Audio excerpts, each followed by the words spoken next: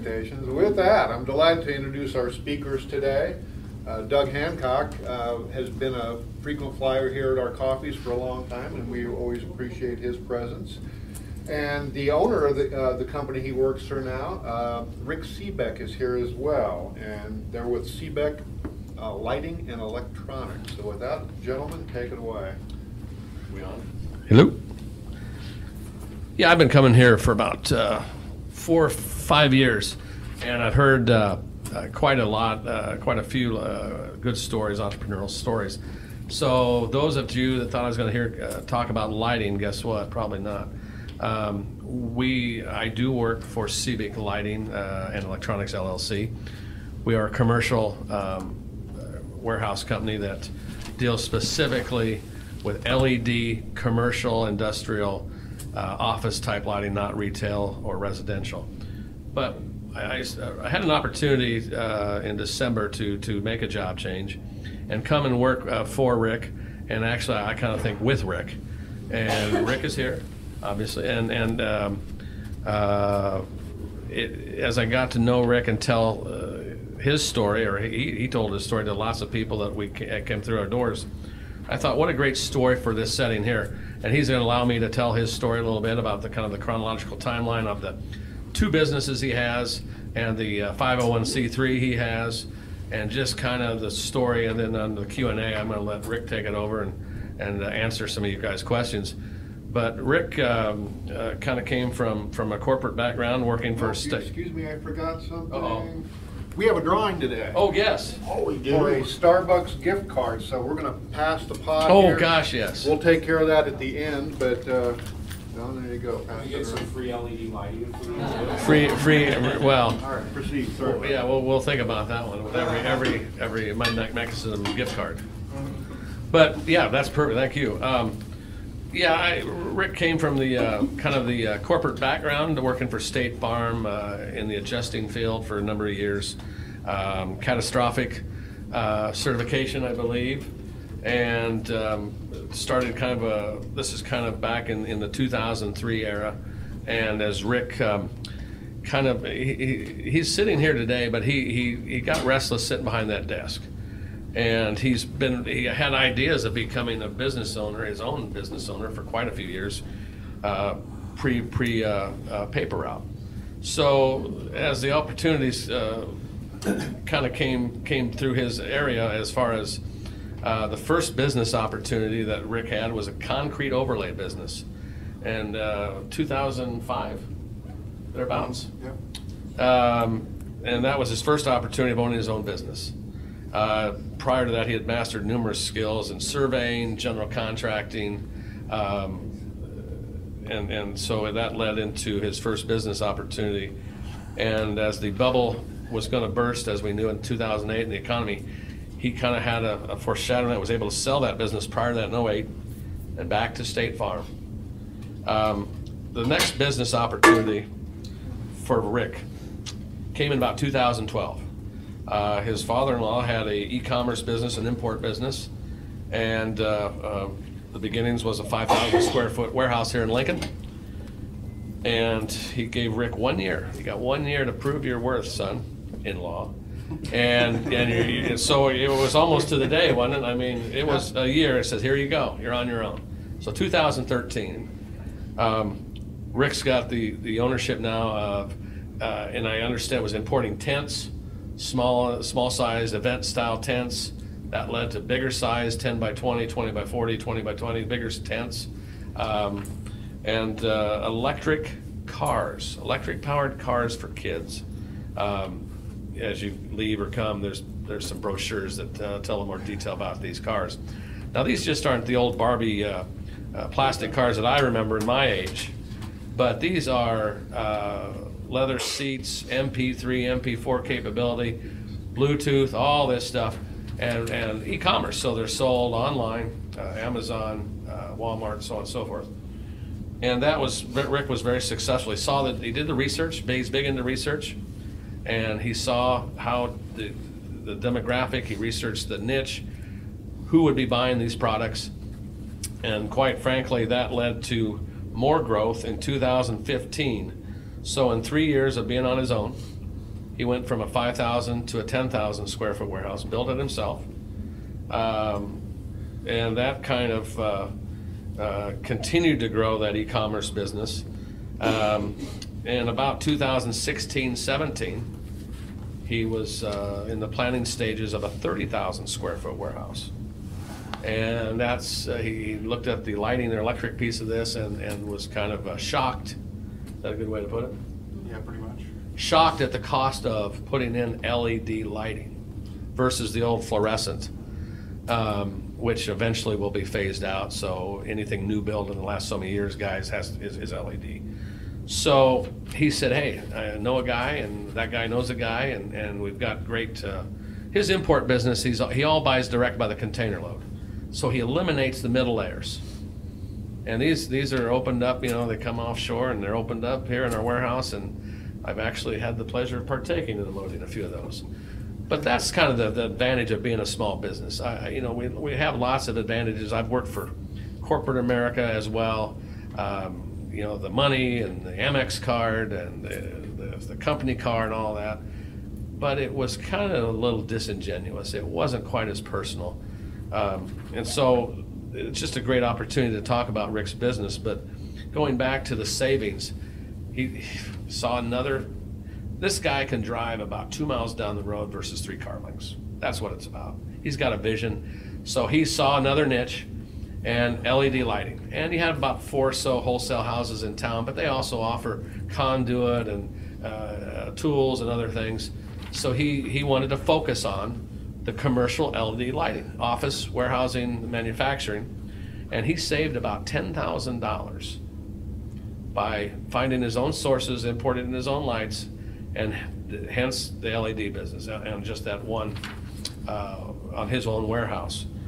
And that kind of leads us to about this time, Rick had experiences with Go Baby Go, worldwide foundation, a nonprofit that helps kids with mobility disorders is their vision, their goal, their mission. And so with these cars that we sell on e-commerce, we have a great partnership with Madonna Rehab.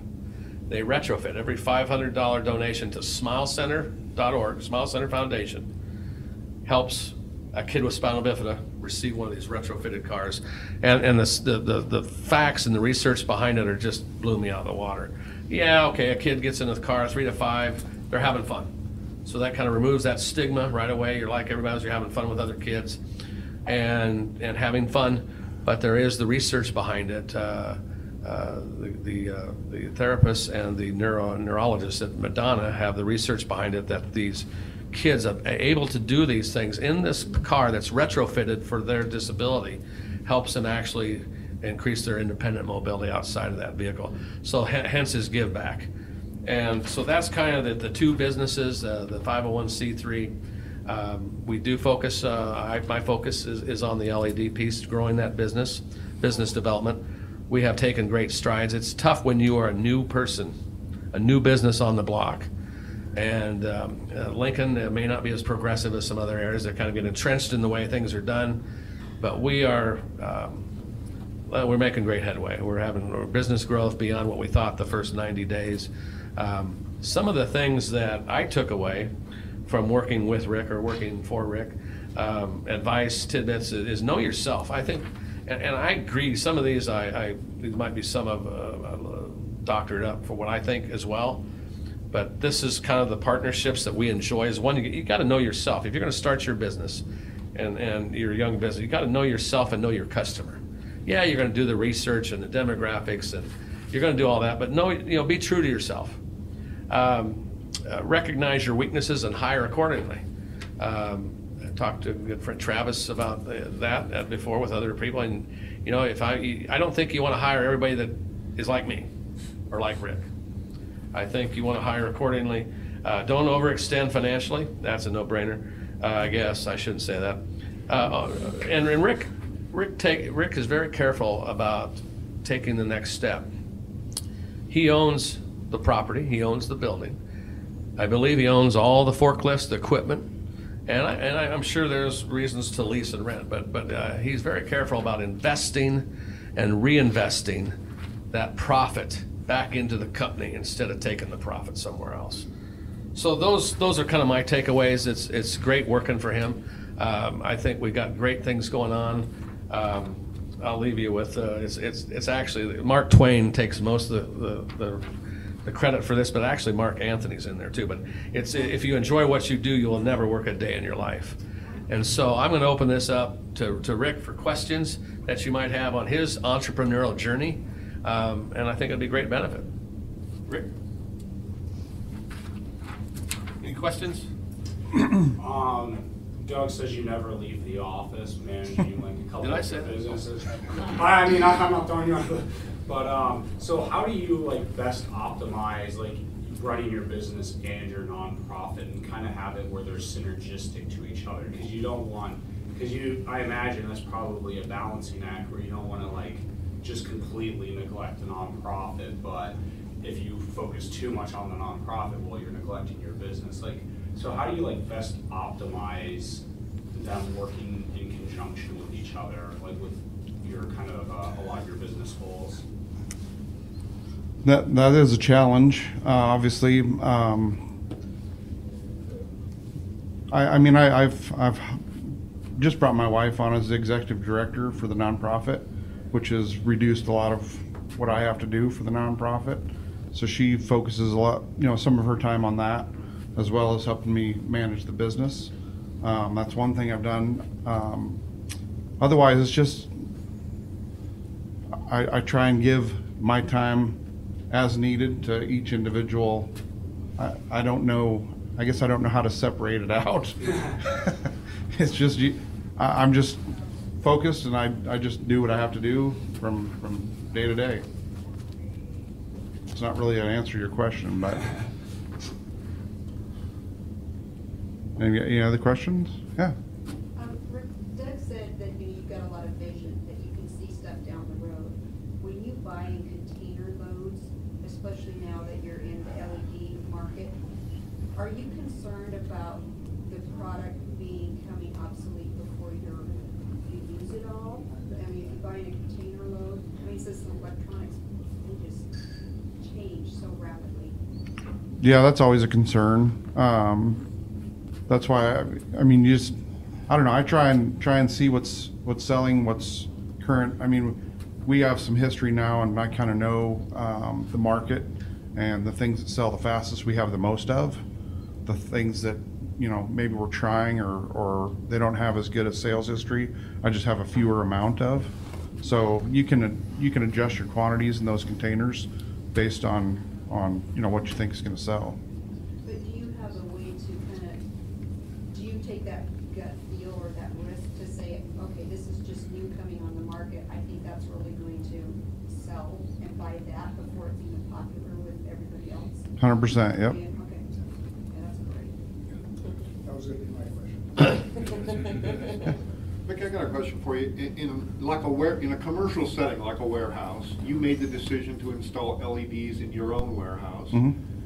What's the payback on that? Because generally you pay more, if you go to Home Depot just for your house, you pay more for the LEDs versus the old style bulbs. So if you invest more in the product initially, what's the payback as far as energy savings and that sort of thing? It's about 50%. I can tell you that my 30,000 square foot warehouse, electrical wise, we pay about the same amount as what we paid in our 10,000 square foot warehouse. Oh, wow. And we have fewer, we went with fewer lights because it's a better light, it's a brighter light, so we didn't have to have as many. So it's beneficial. And they last longer too, right? Oh, yeah, they'll last 10 times longer. I know that at the church I go to, the lights in our sanctuary, in order to change them, you've got to take all the pews out to get a high-rise thing in there, and they do that about every, I don't know how many years, but it's quite a deal to go in there and have to change the light bulb. I'd like to piggyback off that.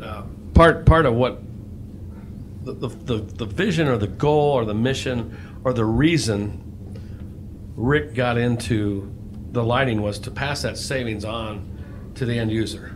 One of the ways that we serve, or he wants to serve, is to help other people, and to pass that savings on versus 300-400% markup. And that's, LED's a little newer out there. Everything that's been new build maybe in the last 5 years is going to be LED anyway.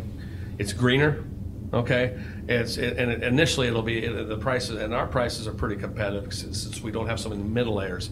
Typically, the way this business works, we found out, especially on municipality bids, there's certain manufacturers that have been around for years, and they are middle layer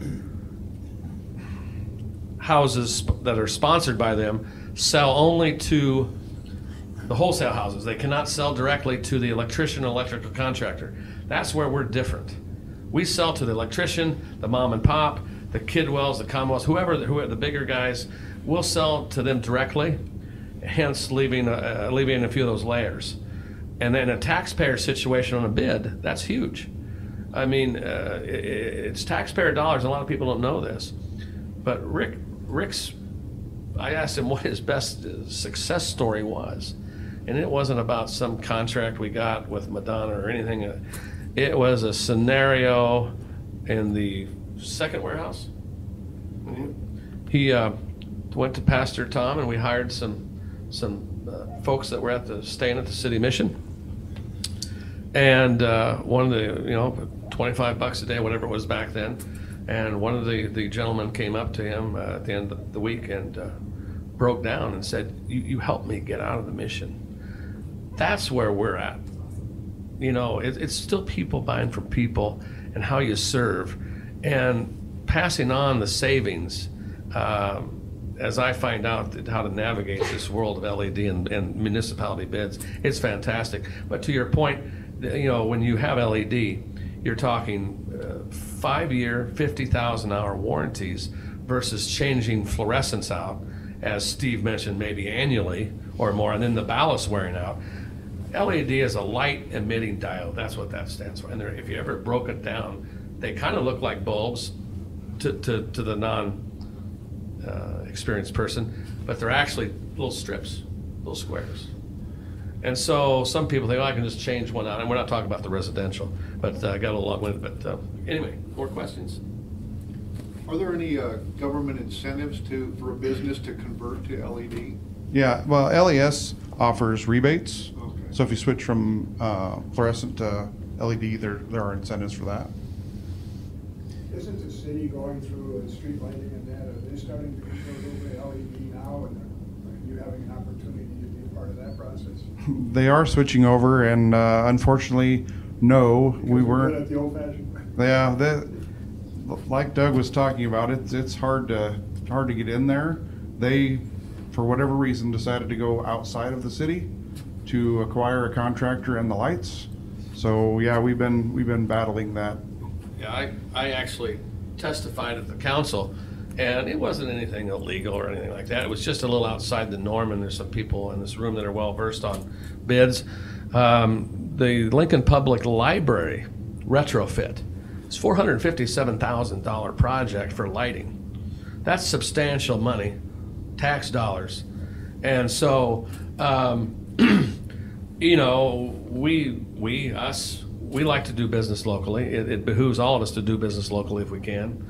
And so we're pretty adamant about doing business locally. But it's a relationship thing. It just takes a while to get to the right people. And really, in our case, it's about getting to the electrical engineers, the people that are going to spec the lights on the plans, on the bids. It's not that our drivers aren't any good or our DL2 rated, or the apples to apples. We've had one driver, not to get too technical, but the electrical piece up in there. We've had one driver failure in 2 years. So we're coming. We're coming. Quentin? Do you have, or had any complaints or anything on RF interference from the LED lights? No, we haven't. I've heard of that though, but I don't know anybody that's had any problem with that. Because I know just switching to LED in my house, and I do not do cable, I just do broadcast TV. I cannot have the LED lights on and get a signal on my TV at the same time.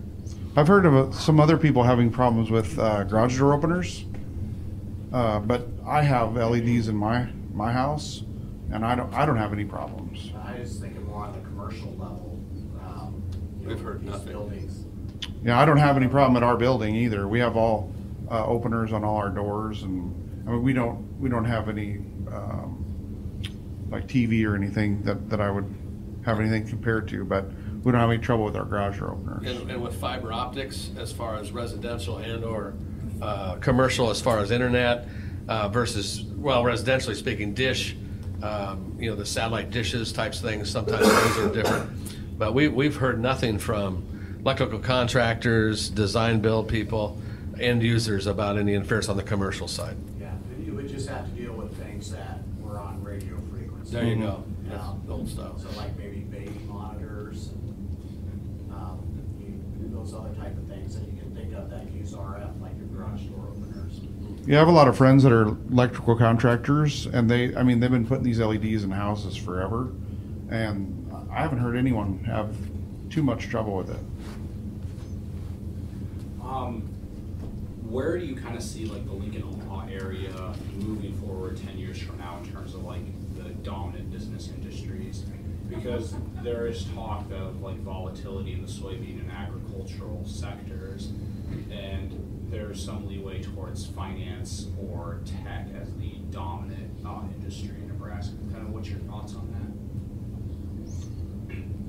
that? I don't have a lot of information on that, to be honest with you. Well, just because I know that gentleman asking that question, and we've talked about that in another lifetime.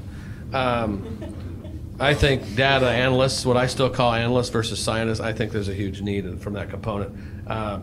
Nelnet, they'll tell you that they're trying to hire people from California to come here to process the data. And there's so much data out there so quick, whether it's government and this and that, but obviously that's a huge growing field, and your business reflects that. One thing he mentions, I had the soy, it came back to me. Everybody has failures, right? And sometimes when you own your business, you learn more from the failures than the successes. He wasn't, I'm going to say this, but he had a product, a soy milk maker. So about 2012, if people remember the dairy industry, I don't remember all the history of it, but the end result for the consumer was dairy prices were just, get a gallon of milk for $3 to $5. It was high. So they thought they'd have a niche with a soy milk maker. And I think the idea was sound. Unfortunately, the market, the dairy market went back, receded, and everybody usually is with the milk cow type milk versus and in big box. You've got coconut milk, you've got almond today in big box stores, but there was a failure there, I have to admit. We've had more than one, so.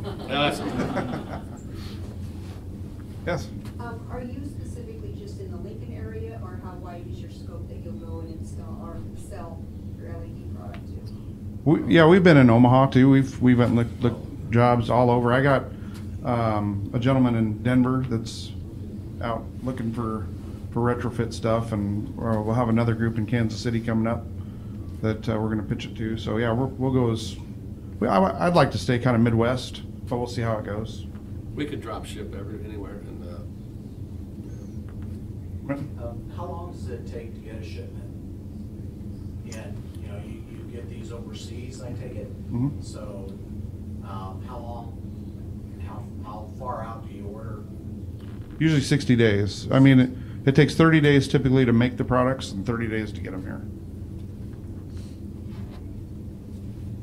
Yeah. How many team members do you have? We currently have 9 employees. Not anything more specific than that, just say thank you for what you're doing. Yes. Oh, What you've shared. thank you. Wow. More need to hear that. Fred? I'm Oversight, assuming right? that your LEDs are Chinese made. All LEDs are Chinese made, yes. So how is this whole trade thing impacted? Or has it yet? We have been impacted just on the LED lighting. So the tariffs right now on the LEDs are 10%. But I mean, everybody's been impacted the same. So that kind of levels the playing field, because everything, whether it's the parts coming here to be assembled or it's all made over there, it all comes from China. So you know, that does level the playing field. Any other questions? I was just gonna ask on the 501c3 side, I'm very familiar with Madonna for a couple of reasons. Have you worked with like Children's Hospital at all too? We have a young man that we're involved in. He's a Down syndrome, short bowel child. He's 4 and he's still not walking in that, but he's progressing on motor skills. By the time he was 3, he had had 29 surgeries at Madonna. I mean, at Children's, and I could see he being a candidate for one of the vehicles. So just as an aside from the lighting, what do you see the future and how do you plan to take the 501c3 forward? Well, we started the 501c3 because, as everybody knows, you know, parents that have children with disabilities, they're on a fixed income. I mean, the majority of their income goes to take care of the child, and they don't have discretionary income. So that's where we saw the need and why we started the 501c3 is to help people fund the cars. Because science has shown if these children don't get independent mobility by the age of 4, it's called learned helplessness, and it stays with them for the rest of their life. We're trying to bridge that gap from the time they're old enough to sit in one of these cars to when they can get a motorized wheelchair, which is about 5 typically. So if we can get them that independent mobility in those years, it just helps them for the rest of their life, really. So that's why we started, is that we're just trying to fund these cars for these kids. Have you shared that concept with Children's Hospital at all? We've met with Children's Hospital one time in Omaha, and we're working with them. We're also working with UNMC. We're working with Boys Town, because they're doing some of the parallel things too. we haven't met with Boys Town yet, but that would be a good thing to do. Yeah. Because they have the Boys Town Children's Medical Mhm. Society too. We've talked to the Shriners, trying to get in with them, and so we're out there. It's just, you know, we just started this. Yeah, everything. we started this in February, and so, you know, we're making strides. Just all takes time. Got time for one more question. Do you see a time that there's a ban for these lights, fluorescent lights? I think there'll be a time where you can't get the fluorescent bulbs anymore, and I don't think that's too far in the future. 2 years maybe, Wow. ish. So we gotta be thinking. Yeah. Well, I mean, really, because right now with LES offering rebates, I mean, at least you can get part of your money back by replacing the lights now. If you wait till the time when you have to do it, well, LES isn't going to give you any money. Right. So to that point, I'm sorry, but here we sit in a room full of fluorescent bulbs. Are there going to be retros for LEDs for the fluorescents so you don't have to change out every fixture in the building? There's tens of thousands that will have to be replaced. There's different options. I mean, you can retrofit and just put in bulbs. The problem with that is no one really knows the length or the life of the bulb. That's kind of a new concept where we're promoting changing the whole fixture. It doesn't take that much time to do. It's a whole better product. You get a whole driver, you get a warranty with it. I mean, it's just. Is it a different shape product? You can get something that looks identical to this. Identical. Okay. The LED light's just a different color light. It's a wider, crisper light. Yeah. Some people think it's brighter. It's not really. It will appear brighter. It's a different light. Have they come out with a softer version of that? Because there's Various colors. Yep. Various colors. Kelvin. Various colors. Varied in the colors. Yep. And lumens. Yeah, you can get 2700 is about typical for like your in home. That's what people like an incandescent bulb is about 2700 Kelvin. Most offices we're putting in 4000. It's just a little better light for an office setting. I get to ask the last question because it's on my coffee. Yeah, it is. When you go to Home Depot and you're just buying them for your house, you can buy the LEDs that are just look like a traditional light bulb. Are those doing you a bit of good then, since the fixture hasn't been changed, or? Yeah, they'll do you some good. Yes, definitely, because they're using less watts. Okay. than what the bulb would be You're saving using. money. But if I was building a new house with LEDs, it would be a different fixture style. Correct. Okay. All right, thank you so much, guys. Appreciate it very much.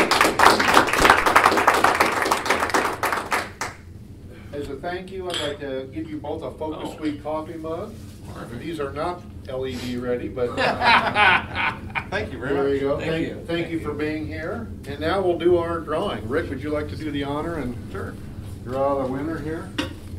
Or let me shake it up here. There you go. Otherwise, somebody will complain. I'll switch it around. Oh, here. Forget to put your card in. No, I don't put mine in. Oh. Look at that, right here. There you go. Really good. There you go. You bet. Thank you. All right, well, thank you so much. Thank you. Remember